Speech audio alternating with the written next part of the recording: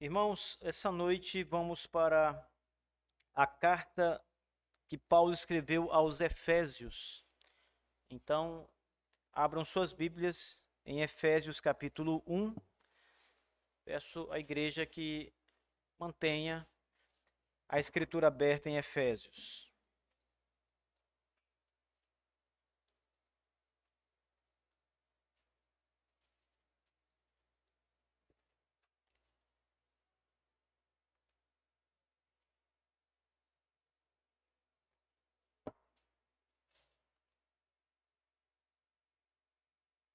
Efésios capítulo 1. Essa noite vamos ler do verso 3 ao 6 apenas.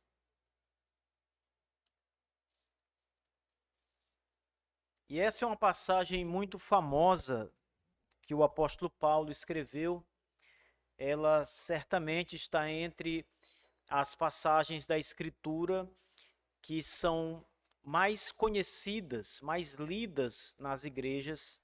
Essa carta que Paulo escreveu aos Efésios é uma carta, o conjunto dessa carta, a completude dessa carta, também é lida nas igrejas, em muitas igrejas. Muitos pastores fazem exposições nessa carta de Paulo aos Efésios, de maneira que ela é familiar para nós também, muito mais familiar do que outros textos do Novo Testamento. Mas aqui Paulo aborda um tema interessante, igreja, e importante, acima de tudo importante. E é um dos temas que os pregadores contemporâneos mais se desviam. É a doutrina da eleição e da predestinação. Então, essas duas palavras por si só, elas já acabam assombrando algumas pessoas, né? Elas assombram até pastores, porque muitos pastores, como eu disse agora, se desviam desses textos. Quando eles passam por uma passagem que o Espírito Santo usou a expressão predestinação ou eleição, ou alguma expressão similar, eles saltam essa passagem para não pregar sobre elas, porque o tema da predestinação é como se fosse uma casa mal assombrada, que eles não querem passar por ali porque temem alguma coisa. Para alguns pregadores, esta é uma doutrina de demônios. A predestinação e a eleição soberana seria o que a Escritura chama de ensino de demônios. Assim pensam alguns destes. E essas doutrinas, eles dizem, se forem pregadas na igreja, elas têm o poder destrutivo de acabar com a igreja, de destruir a igreja. Em outras palavras, eles dizem que essas doutrinas são heresias e não verdades reveladas na Escritura Sagrada, embora os termos estejam na Escritura Sagrada. Outros pregadores fogem dessa doutrina, alegando que essas doutrinas causam divisão na igreja e situações de conflito que acabam se tornando irreparáveis. De maneira que, se esses assuntos forem pregados na igreja, a igreja, que é o corpo de Cristo, que somos nós, a igreja vai se dividir entre esses ensinos. Alguns vão aceitar essas verdades, outros vão recusar essas coisas, e a igreja vai se dividir, vai entrar em conflito e vai trazer uma instabilidade para a igreja, nociva à igreja. Alguns desses conflitos, eles alegam, são irreparáveis, de maneira que uma vez que o conflito se instala, ele não pode mais ser resolvido, a igreja será dividida para sempre. Contra essa justificativa de alguns pregadores, ela rapidamente se desmorona, meus irmãos, quando nós somos lembrados que foi profetizado que o próprio Senhor Jesus Cristo, quando viesse ao mundo, quando o Messias chegasse à terra, ele seria motivo de divisão.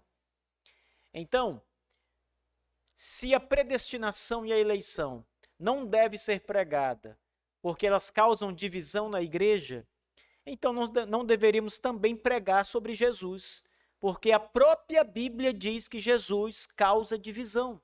Uns vão receber Jesus com amor, com alegria, vão crer no Senhor. Outros vão rejeitar o Senhor. Quantas pessoas você conhece no seu círculo de amizade, ou mesmo na sua família, ou talvez no local de trabalho, pessoas que você sabe que rejeitam a Cristo. Eu não estou falando de pessoas que aceitam verbalmente.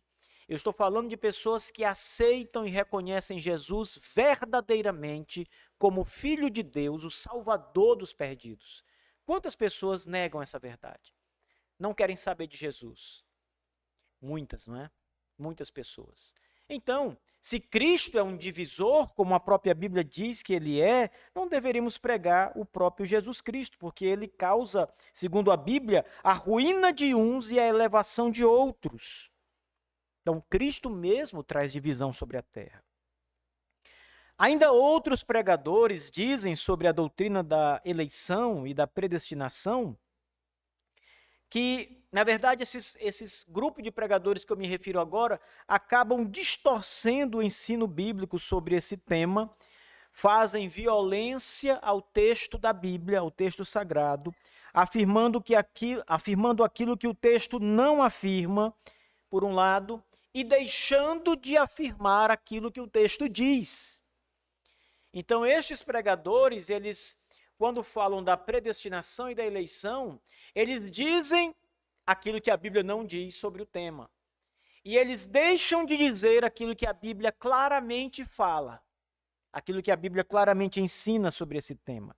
Aqui nós temos vários exemplos, desde a velha heresia pelagiana de que que ensina que o homem é capaz de ir a Deus por sua própria capacidade, até os erros dos arminianos, que não é tão horrível quanto o pelagianismo, mas igualmente nega a verdade da revelação ao atribuir ao homem mais do que o que ele é ou do que o que ele tem, do que a capacidade que o homem tem.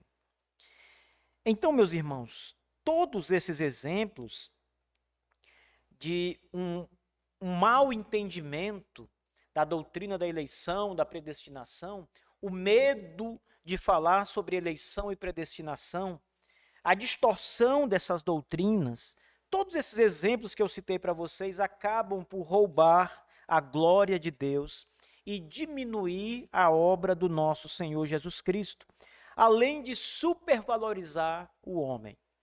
Nós temos aqui talvez uma das maiores expressões do homem moderno, da pós-modernidade. O homem moderno se julga um campeão, se julga uma pessoa, um ser que não precisa de nada e nem de ninguém. Ele é capaz de dar conta de todas as coisas por si mesmo. Ele é inteligente, forte, sábio, acha que ele consegue resolver qualquer coisa por si mesmo. E, por outro lado, o homem moderno, pensando assim, nega o que a Bíblia ensina sobre ele, sobre o homem, e ainda mais, e pior ainda, rouba a glória de Deus quando não dá a devida glória que pertence tão somente ao Senhor, o nosso Deus. No início dessa carta, que vamos já fazer a leitura de Efésios, o apóstolo Paulo, aqui nos versos 3 até o verso 14, irmãos, na língua original em que esse texto foi escrito, o grego koiné, o grego que era falado na época de Paulo, dos apóstolos, esse texto do verso 3 ao verso 14, olhe para a sua Bíblia, veja o tamanho dessa passagem, põe seu dedinho aí no começo do versículo 3 e o outro no final do versículo 14. Olha o tamanho dessa passagem. Irmãos, na língua original, nós temos aqui uma única sentença, uma palavra, uma frase longa que Paulo está dizendo. De um só fôlego, de uma só respirada, Paulo escreve sobre a grandeza de Deus na eleição e na predestinação de um povo, na pessoa maravilhosa do nosso Senhor Jesus Cristo. É o começo mais esplêndido, mais arrebatador de todas as epístolas escritas pelo apóstolo Paulo, das 13 epístolas que ele escreveu. Nenhuma delas começa de maneira tão avassaladora, tão poderosa, de maneira tão exaltante ao Deus Todo-Poderoso, como essa de Efésios, capítulo 1, do 3 ao 14. Porque Paulo está aqui de um fôlego só, expressando louvor a Deus pela eleição e a predestinação, pela bondade de Deus, pela glória de Deus em salvar pecadores. E ele usa aqui várias expressões maravilhosas, irmãos. Então, nenhuma das cartas de Paulo começa de maneira tão brilhante, tão poderosa como a Epístola aos Efésios. É um dos trechos da Escritura, de toda a Bíblia, mais fascinante e mais glorioso já registrado. Efésios 1, do 3 ao 14. Todas essas coisas gloriosas que são aqui proclamadas, que Paulo fala, todas as coisas que Paulo vai falar, todo o argumento, se você for juntar tudo isso, vai redundar, vai convergir para a glória de Deus. É o que Paulo tem em mente. O apóstolo, ele quer glorificar a Deus com as coisas que Deus fez, em especial a eleição e a predestinação do seu povo. É por isso que aqui ele explode nesse louvor a Deus, numa sentença tão alongada como nenhuma outra em toda a Bíblia. Porque ele quer exaltar o Deus que escolheu homens para a salvação, homens pecadores, homens perdidos, condenados, e mesmo assim, na sua graça, Deus escolhe estes homens, limpa estes homens e os predestina ao destino eterno, à salvação por meio do Senhor Jesus Cristo. Então ele quer louvar a esse Deus. A intenção de Paulo é glorificar esse Deus. Essa é uma passagem, irmãos, que fala de louvor e de glória e de majestade do Deus Todo-Poderoso. É o que Paulo tem em mente. É o que Paulo deseja que os efésios, ao receber esta carta, entendam. Deus deve ser e merece ser glorificado pela eleição e a predestinação. Aqui, igreja, nós temos o plano triunfal de Deus em seu amado Filho para salvar aqueles que foram eternamente eleitos e predestinados para a vida eterna. Cada ponto mencionado aqui dos versos 3 ao 14, cada ponto aqui que Paulo apresenta, desde a eleição até a redenção no sangue de Cristo, é um louvor à gloriosa graça de Deus. Então, quando o apóstolo Paulo diz que fomos eleitos em Cristo, ele está glorificando a Deus por nos dar Cristo, o Senhor Jesus. Quando ele fala da redenção no sangue, ele está glorificando a Deus pelo sacrifício que foi necessário e prontamente Cristo tomou o nosso lugar. Então, em cada ponto aqui, nessa longa sentença, há um louvor a Deus, há um desejo no coração do apóstolo Paulo de exaltar o grande Deus, o Senhor e Salvador, meus irmãos. É uma coisa de fato maravilhosa que nós temos em mente aqui. Se é assim, meus irmãos, se Efésios 1, do 3 ao 14, fala desta grandeza, dessa glória de Deus, por causa da eleição e da predestinação. Se de fato é assim, por que eu deixaria de pregar coisas tão elevadas e tão gloriosas como a doutrina da eleição e da predestinação, que exalta tanto a Deus, que glorifica tanto a Deus? Por que eu deixaria de pregar algo que traz plena certeza de salvação aos pecadores? Porque, queridos irmãos, se há algo que assegura a salvação dos pecadores, é a verdade que Deus elegeu um povo para salvar. se não houvesse eleição, a salvação estaria em suspenso.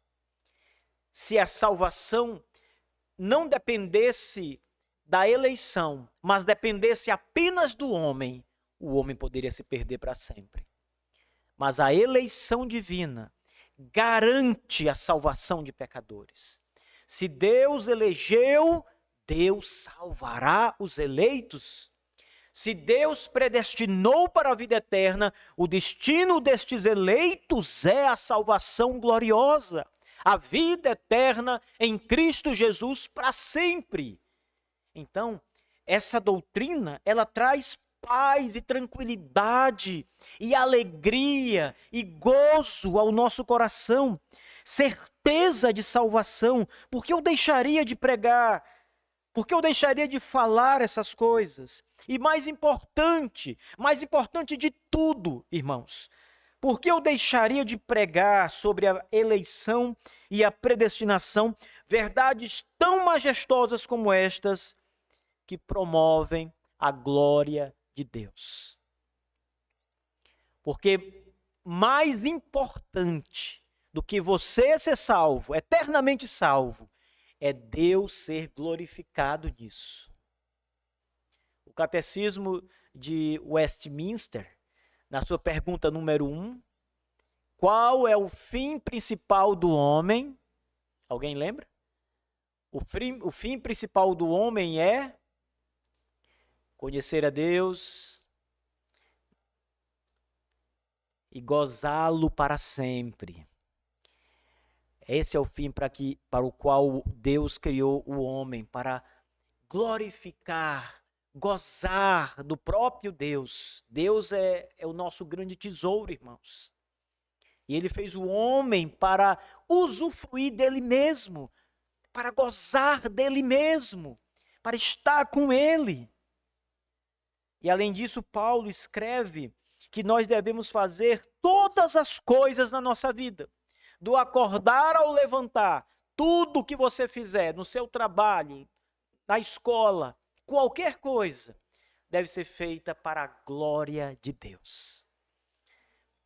Porque a Escritura, ela prevê que o fim de todas as coisas deve ser sempre dar glória a Deus. Dar glória a Deus. Então, esta doutrina que nós vamos agora fazer a leitura, promove a glória de Deus. Guardem isso no vosso coração. A doutrina da eleição e da predestinação promove a glória do Deus soberano e todo-poderoso. Olhem para suas Bíblias, Efésios 1, verso 3 ao 6, irmãos. O texto diz, palavras do apóstolo Paulo: Bendito seja o Deus e Pai de nosso Senhor Jesus Cristo, o qual nos abençoou com todas as bênçãos espirituais nos lugares celestiais em Cristo, conforme Ele nos escolheu nele antes da fundação do mundo, que devemos ser santos e sem culpa diante dele em amor. E nos predestinou para filhos de adoção por Jesus Cristo, para si mesmo, segundo a complacência da sua vontade, para louvor da glória de sua graça, pela qual nos fez aceitáveis a si no amado. Veja, isso é só um pedaço, é só o começo destes versos, irmãos, destes 11 versículos que são, como eu disse a vocês, uma só expressão. Não há um ponto, senão o ponto final no verso 14, no texto original. Paulo fala tudo isso, é uma explosão de louvor a Deus. Os nossos pais, no passado, e eu preciso falar isso para os irmãos, porque hoje essa doutrina também é refugada por muitos batistas, infelizmente. Muitos dos nossos pais batistas se desviaram da palavra de Deus nesta doutrina, querida igreja, nesta doutrina. Mas não foi assim no passado. Os documentos que os nossos pais nos legaram à posteridade afirmam a fé que eles professavam nos primeiros dias, no século XVII. E a nossa confissão de fé, no capítulo 3, eu gostaria de fazer uma rápida leitura aos irmãos. No capítulo 3 diz o seguinte, Confissão de Fé Batista de 1689, capítulo 3, parágrafo 3, ou terceiro, o texto diz: por meio do decreto de Deus e para manifestação da sua glória, alguns homens e anjos são predestinados ou preordenados para a vida eterna por meio de Jesus Cristo, o nosso Senhor. Até aqui é suficiente, irmãos. Essa eleição que o apóstolo Paulo tem em mente aqui, ao escrever aos Efésios, lembre, ele escreve para a igreja, para os crentes da cidade de Éfeso. E ele fala da eleição deles, ele fala da predestinação deles, que eles devem glorificar a Deus por tamanha graça recebida. Porém, irmãos, é importante frisar, embora esta não seja o pensamento de Paulo aqui neste texto, que a eleição não é só de homens, a eleição também é de anjos, porque a Bíblia fala de anjos que caíram do seu estado original, Satanás é um deles, e anjos que preservaram o seu estado original como foram criados. Estes anjos que preservaram o seu estado original são o que a Bíblia chama de anjos eleitos. Antes da fundação do mundo, para a manifestação da glória de Deus, alguns homens e anjos, diz o texto da nossa confissão, foram predestinados ou pré-ordenados para a vida eterna. Apenas para frisar a questão angelical, meus irmãos, em 1 Timóteo, capítulo 5, verso 21, está escrito, Paulo diz a Timóteo, conjuro-te diante de Deus, de Cristo Jesus e dos anjos eleitos. Vejam nas suas Bíblias aí. Paulo faz menção a anjos eleitos. Ele sabe que dentre toda a criação angelical, Deus escolheu, elegeu alguns anjos. Em Judas, capítulo 1, versículo 6, a Escritura diz, palavras de Judas, não o traidor. E aos anjos que não guardaram o seu principado, mas deixaram a sua própria habitação, reservou na escuridão e em prisões eternas até o juízo daquele grande dia. Aqui, ao contrário dos anjos eleitos, a Escritura, por meio de Judas, está falando de anjos que deixaram o seu estado original, caídos, anjos como Satanás e como todos os demônios que o acompanharam.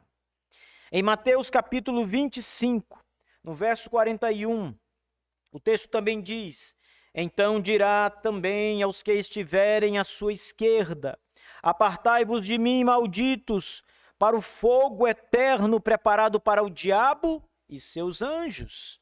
Aqui também Mateus está fazendo referência aos anjos que não guardaram o seu estado de pureza e pecaram contra Deus, anjos preteridos, não os anjos eleitos de Deus. Essa doutrina também foi pregada por Agostinho no século V da igreja e também mais tarde foi pregada pelo teólogo da Igreja Católica Romana, São Tomás de Aquino, que também fez menção a anjos eleitos de Deus e anjos caídos que não guardaram o estado de pureza e pecaram contra Deus. Porém, ainda que o apóstolo Paulo, em Efésios 1, do 3 ao 14, e aqui especialmente do 3 ao 6, o nosso texto dessa noite, não mencione estes anjos eleitos ou caídos, É verdade que a eleição de Deus é abrangente, irmãos. A eleição de Deus abrange toda a criação moral, que tem capacidade de fazer escolhas, de fazer o bem ou fazer o mal.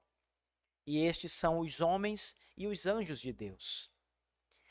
Aqui Paulo tem em vista somente os homens, porque ele está querendo falar apenas com os crentes de Éfeso. Mas essa era uma doutrina conhecida pelo apóstolo Paulo também, como vimos em Timóteo, quando ele fala na sua primeira carta a Timóteo. Fala dos anjos eleitos. Mas o que é interessante nessa passagem, acerca da eleição e da predestinação, e o motivo pelo qual nós não devemos passar por esses ensinamentos com medo deles, não devemos nos desviar deles, é porque, queridos irmãos, eles não são apenas um consolo para a nossa alma. Você é salvo em Cristo Jesus porque você foi eleito. A eleição alcançou você. A eleição da graça de Deus alcançou você e sua vida. Por isso você olhou para Cristo um dia, porque você foi um eleito. E naquele dia e hora em que o Senhor determinou salvá-lo, Ele o fez com seu poder, enviando o seu Espírito Santo, dando a você o dom da fé para crer em Jesus o Salvador.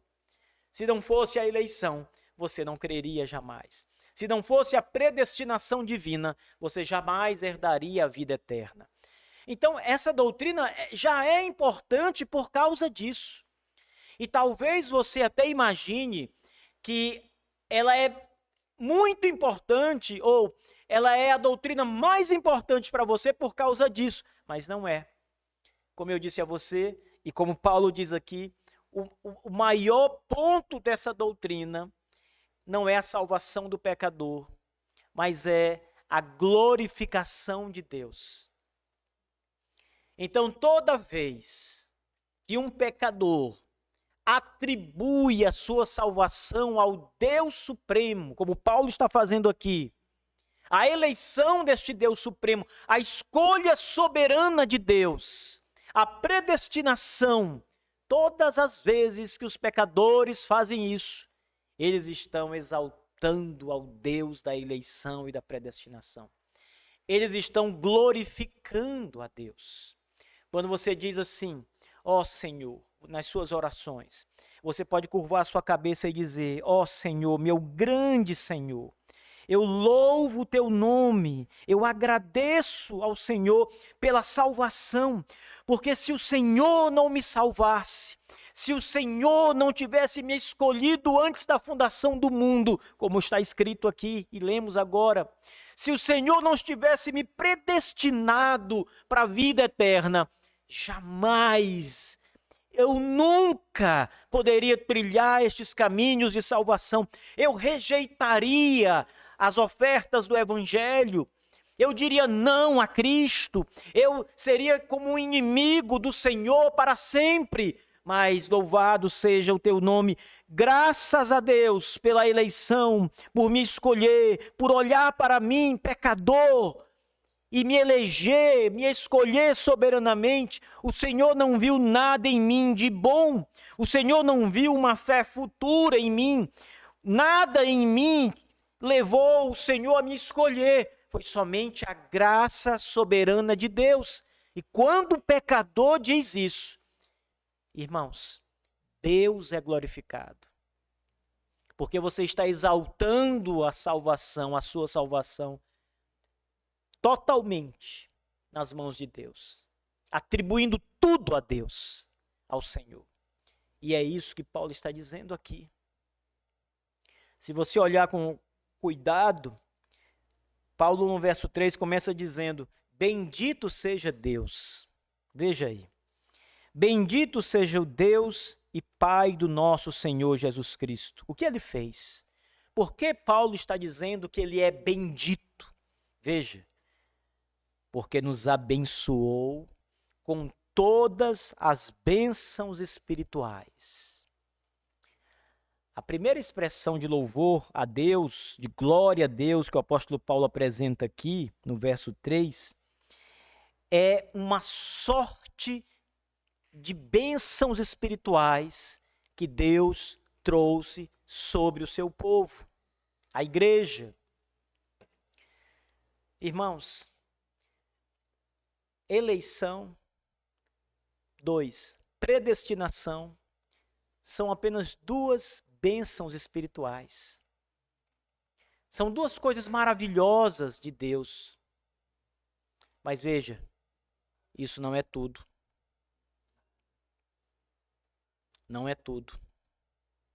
Mais do que eleição e predestinação há nestas palavras do apóstolo Paulo, quando ele fala de toda sorte de bênçãos espirituais, todas as bênçãos espirituais que Deus nos deu em Cristo Jesus. Ora, o arrependimento dos pecados, a Bíblia nos diz que é um dom de Deus.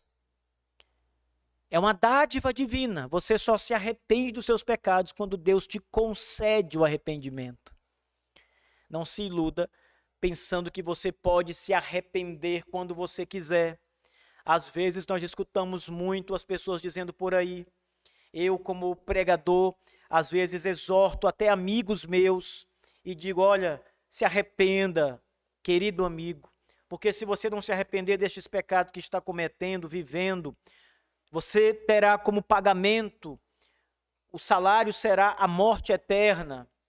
E muitos dizem, eu vou me arrepender quando estiver mais perto, quando eu estiver mais velho, eu ainda vou brincar um pouco, ainda vou me divertir um pouco, vou aproveitar minha vida.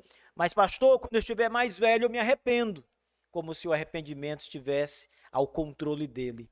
Não, irmãos, é um dom de Deus. Paulo diz a respeito disso para Timóteo.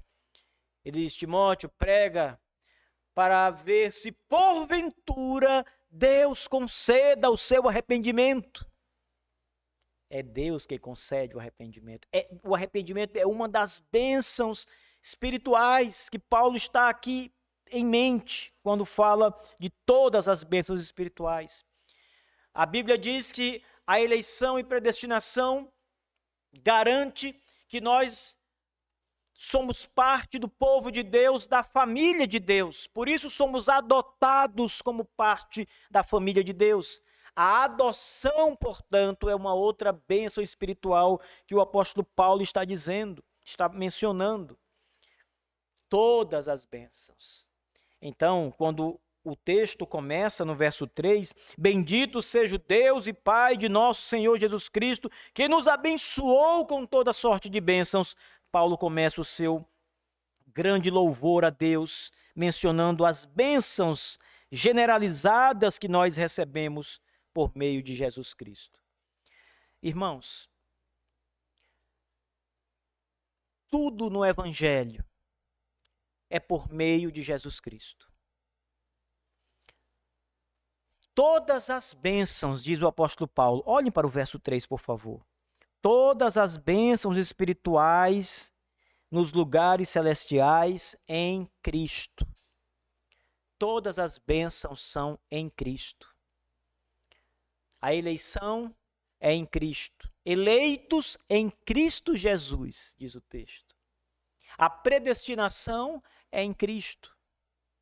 A adoção é em Cristo. Em Cristo somos feitos filhos de Deus, o Pai. Tudo é em Cristo. É por isso que Jesus, o Senhor, ele é o centro do Evangelho.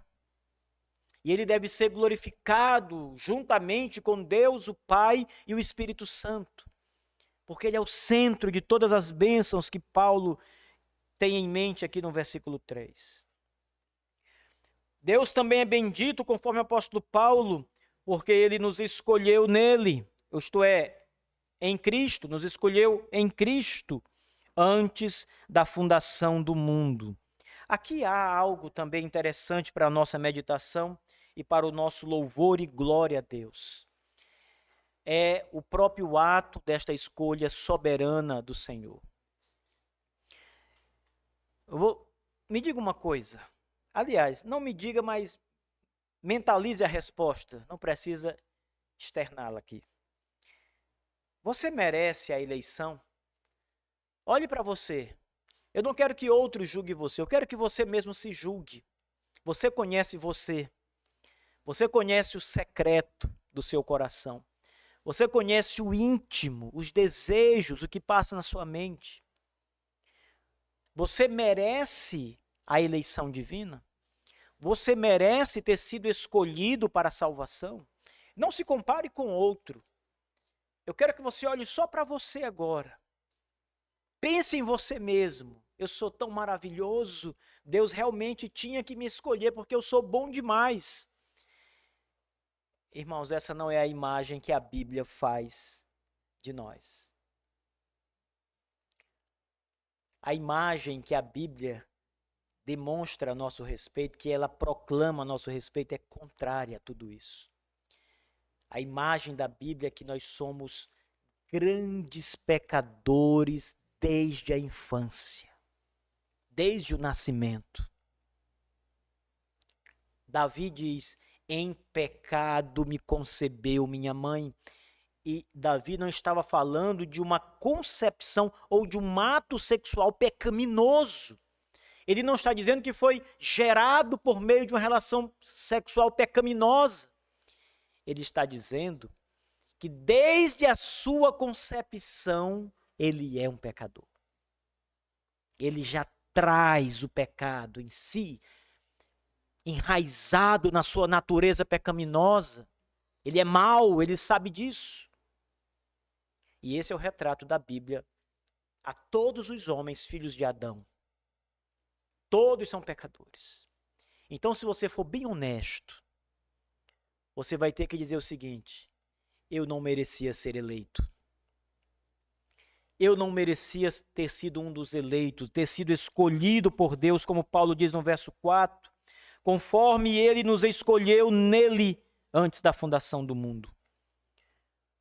E de fato, irmãos, Deus também sabe que você não merecia a eleição. Deus sabe melhor do que você, porque Deus não falha na sua percepção, no seu entendimento. Ele sabe quem você é.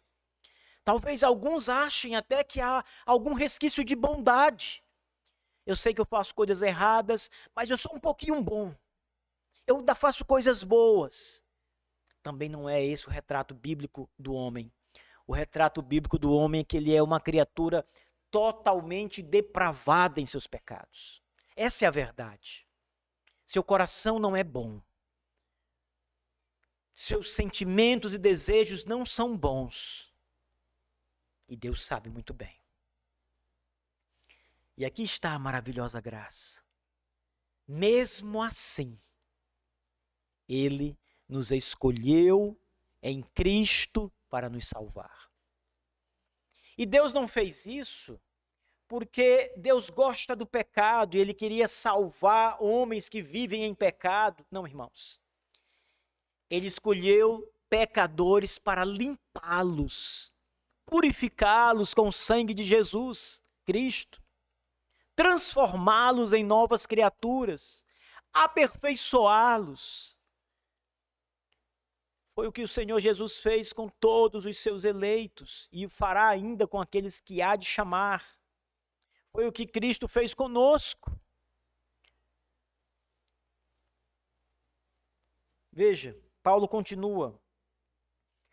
Nos escolheu em Cristo, ou nele, antes da fundação do mundo, que devemos ser santos e sem culpa diante dele em amor. É impossível, irmãos, que eu ou você, ou qualquer cristão na face da terra, de qualquer igreja, seja perfeito em santidade, sem culpa diante de Deus. Isso é impossível. Você sabe que não pode se apresentar diante de Deus e dizer: Senhor, eu não tenho pecado. Porque você sabe que tem pecados. Eu não estou dizendo que você é o maior pecador de todos. Talvez alguns homens sejam mais pecadores do que você. Tenham cometido numericamente mais pecados que você. Num grau de maldade sejam piores que você. Mas o fato é que você também é pecador. E Adão foi condenado eternamente porque desobedeceu a Deus ao comer um fruto que Deus havia proibido de comer. Este foi o terrível pecado de Adão, porque a terribilidade não está em comer o fruto, está em desobedecer uma ordem divina, em pecar contra Deus, em transgredir o mandamento do Senhor. E todos nós somos transgressores. Todos nós pecamos contra Deus. Então, quem pode se apresentar diante de Deus santo e sem culpa, em amor? Quem pode? Ninguém pode, irmãos.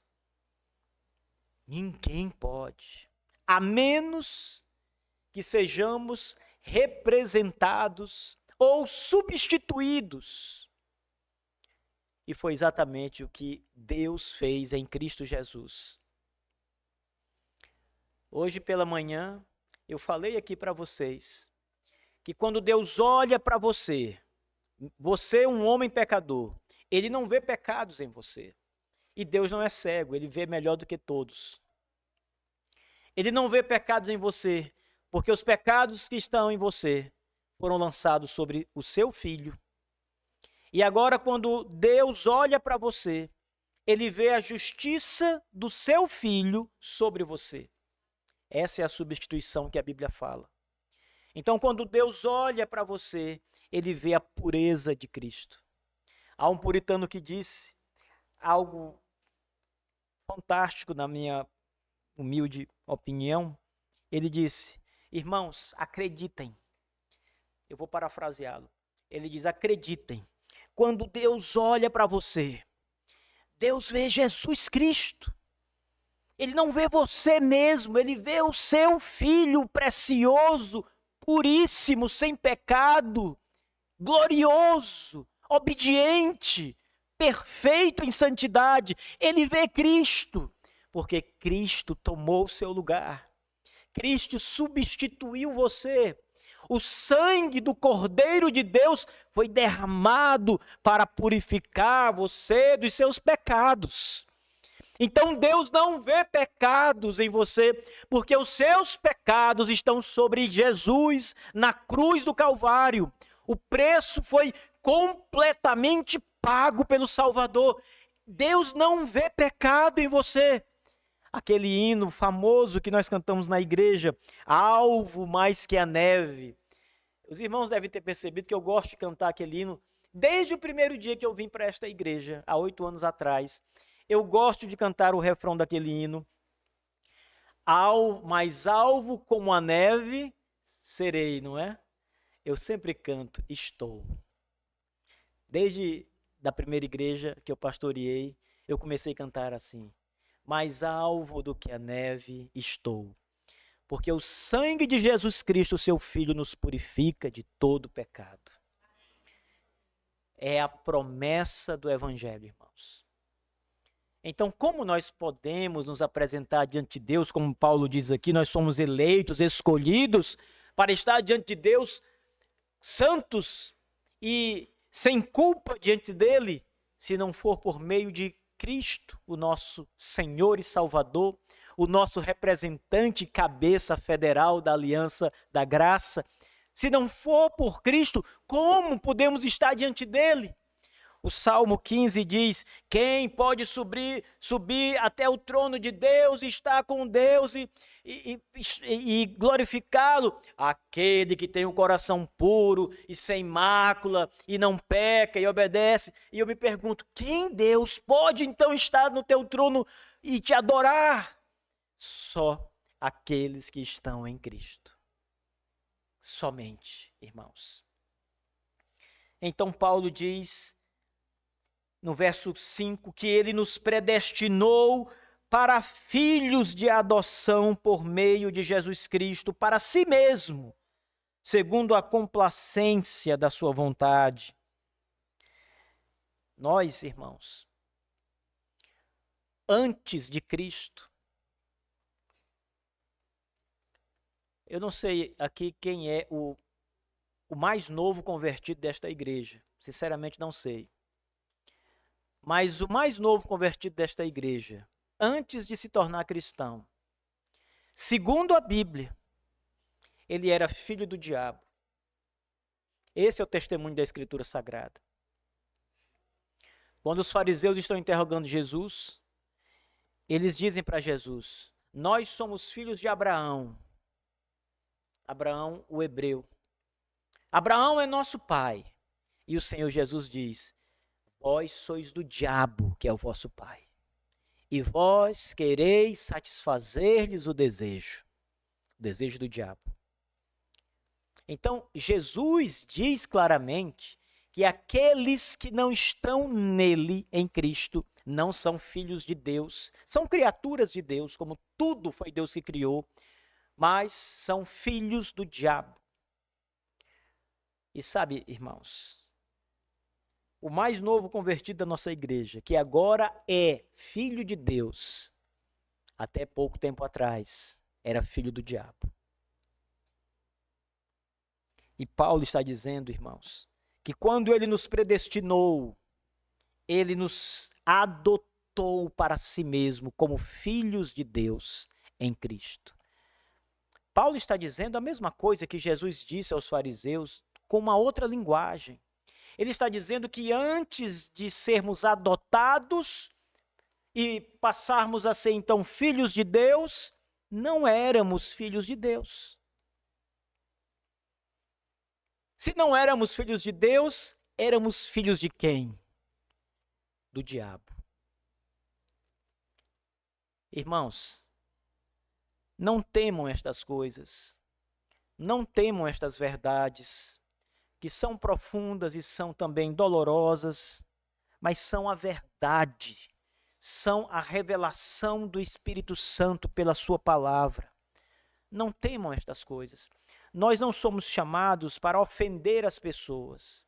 Não saia por aí dizendo às pessoas que não são crentes que elas são filhas do diabo. Esta é uma verdade. Mas você não precisa chegar e falar estas coisas do nada. Antes, chame as pessoas para se tornarem filhos de Deus.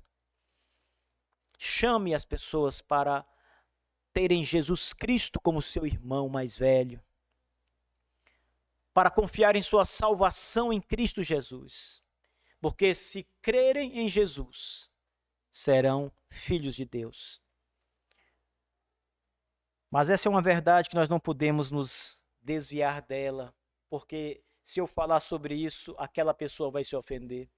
Se eu ensinar sobre isso, aquele irmão não vai gostar. Nós não podemos fazer isso, porque Deus nos deu a sua revelação e Ele é glorificado em toda a sua palavra, em todas as grandes coisas. Mas veja bem, Paulo termina, aliás, eu vou terminar esta parte do argumento de Paulo, porque o argumento prossegue, mas eu vou terminar o argumento de Paulo no verso 6, nos lembrando que todas estas coisas que nós vimos até aqui, no verso 3, todas as bênçãos espirituais nos lugares celestiais, no verso 4, a escolha e eleição divina, no verso 4 ainda, a santificação e a purificação dos pecados em Cristo Jesus. No versículo 5, a predestinação e a adoção em Jesus Cristo. Tudo isso, Paulo diz aqui no verso 6, é para o louvor da glória de sua graça. Essa pequena frase no versículo 6, para o louvor da glória da sua graça, pela qual nos fez aceitáveis no amado. O amado é Cristo, é Jesus que Paulo tem em mente. Essa pequena frase, irmãos, ela diz muita coisa sobre Deus, a eleição e a predestinação. Primeiro, e eu encerro com esta explicação final, em primeiro lugar, essas coisas promovem o louvor a Deus. Enquanto eu prego estas grandes verdades, irmãos, ou quando você lê estas grandes verdades na Escritura, você deve estar louvando a Deus com isso. Enquanto eu falo sobre eleição e você pensa, eu sou um eleito de Deus, você deve dizer, louvado seja Deus. Você deve louvar, porque veja, Paulo diz que tudo isso é para o louvor de Deus. É para que você exalte a Deus. Quando o pastor está pregando sobre a predestinação divina, você deve dizer: louvado seja Deus que me predestinou para a vida eterna em Jesus Cristo, seu Filho. Essas coisas são para o louvor de Deus, irmãos. Mas Paulo também diz que essas coisas são para o louvor da glória de Deus. O louvor, e agora o louvor da glória. O que seria, na perspectiva paulina, louvor da glória? Você já parou para pensar nessa expressão? Como é que você vai louvar a glória de Deus? Para um pouquinho, pensa nisso. Vamos pensar assim. Quando Deus elege um pecador, ele é glorificado nisso. Significa dizer que o pecador reconhece a grandeza de Deus, a bondade de Deus, seu amor, sua misericórdia. E ele louva a Deus por essas coisas. E Deus é glorificado por essas coisas. Louvar a glória, irmãos, não é simplesmente pensar em louvar a Deus, mas louvar a própria glória que há em Deus em realizar todas estas boas obras, todos esses atos de salvação. Sabe? Quando você se alegra com o sucesso de alguém se deu muito bem na vida, de maneira honesta, trabalhou e conquistou algo, e você louva a Deus pelas conquistas daquela pessoa, pelos méritos que aquela pessoa alcançou pelo seu trabalho. Louvor da glória é algo parecido com isso. É você louvar a gloriosa bondade de Deus, por exemplo. É você louvar a magnitude do poder de Deus em escolher e salvar pecadores, homens caídos. Paulo diz que é para o louvor da glória, e aqui vem algo maravilhoso, da sua graça. Louvar a gloriosa graça de Deus. E a graça, irmãos, é o triunfo do pecador. A graça significa que não há obras humanas envolvidas. Tudo é de graça. É como você atender a campainha da sua casa num certo dia, e você abre a porta da sua casa e de repente está lá um amigo, uma amiga com um presente para você, maravilhoso. Algo que você realmente queria muito. E está lá. E o que é isso? É um presente para você. Presente. Quanto custa? Nada. É de graça. É presente. E você recebe o presente, agradece, vai para dentro da sua casa, começa a olhar, a pegar. Coisa boa, não é? Você planeja as coisas e depois você pensa na pessoa que te deu. E talvez você diga assim: puxa, eu pensei tão mal dessa pessoa. Eu até falei mal dessa pessoa um dia para alguém. E agora vem um presente. É graça. E a graça de Deus é exatamente isso. É um favor que nós não merecemos. Porque a Bíblia diz que nós éramos inimigos de Deus. Paulo diz isso na sua carta aos Coríntios e em Romanos. Inimigos de Deus. E ele, Deus, decide se aproximar e se reconciliar conosco. Deus, a parte ofendida, procura a parte ofensora e faz as pazes com ela. Graça. Irmãos, tudo que nós temos é graça de Deus. Desde as coisas menores, eu não estou falando das coisas espirituais, desde a sua saúde. Você tem saúde? É Deus quem mantém sua saúde. É Deus que sustenta com sua mão bondosa e poderosa a sua saúde, com um propósito que Ele tem para que você viva. Com as roupas que você veste, é Deus quem dá o sustento, a vestimenta para você. As coisas mais básicas, a sua comida, a água que você bebe, tudo isso chega até você gloriosamente. Há um salmo na Escritura em que Deus diz que a criação se alegra com Deus, que os leões, os animais das montanhas buscam do Senhor o sustento, a água para beber e a comida no campo onde eles vão pastar. Toda a criação busca de Deus, nós não somos exceção. O carro que você tem, a casa que você tem, o emprego que você tem, todas as coisas, o lugar que você ocupa, tudo isso é graça de Deus. Mas há coisas muito maiores do que essas. E certamente a salvação é uma graça muito maior do que essa. O Senhor Jesus diz: o que daria o homem em troca de sua alma? É uma pergunta retórica, porque o homem daria qualquer coisa em troca de sua alma, para não perder sua alma eternamente. E nós recebemos de graça, pelo sangue do Cordeiro. E eu sempre lembro a vocês, e quero terminar com isso: não confunda graça como sem custo. Entenda, é graça para você, mas houve um custo para Jesus que substituiu você na cruz. Para Jesus a salvação custou a vida. Para você, nada. Graça apenas. Você recebe sem esforço. Por isso, irmãos, essas doutrinas promovem, sobretudo, a glória de Deus, para o louvor da glória da sua graça. Pensem sempre nisso. Eleição, predestinação, deve me fazer adorar o Senhor, o meu Deus. Deve me fazer olhar para Jesus Cristo, Salvador e substituto do seu povo, com grande agradecimento, com confiança, com entusiasmo nele.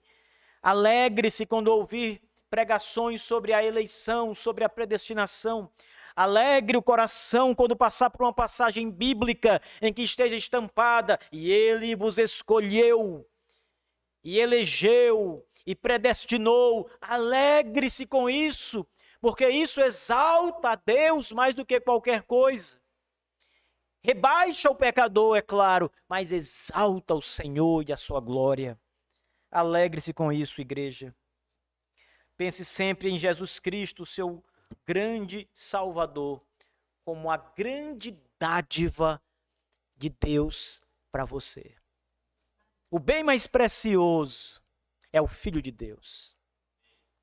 Que Deus seja louvado e que o Senhor nos abençoe. Fiquemos de pé, igreja.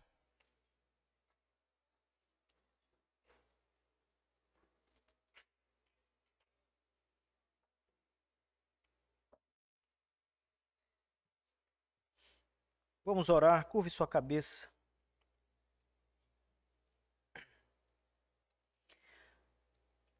Amado Deus, nosso Pai, em nome de Jesus Cristo, teu Filho, nós queremos agradecer o Senhor por essa noite, louvar e bendizer o teu nome santo e precioso, Senhor, por todas as boas obras realizadas em nosso favor. Deus abençoa toda a igreja, todo o povo que está aqui neste lugar. Abençoa aqueles, Senhor Deus, que vieram para ouvir o teu evangelho, e que esta palavra seja plantada em seus corações e os incomode, Senhor Deus, com o Espírito Santo, para que eles lembrem de Jesus e do Salvador da vida.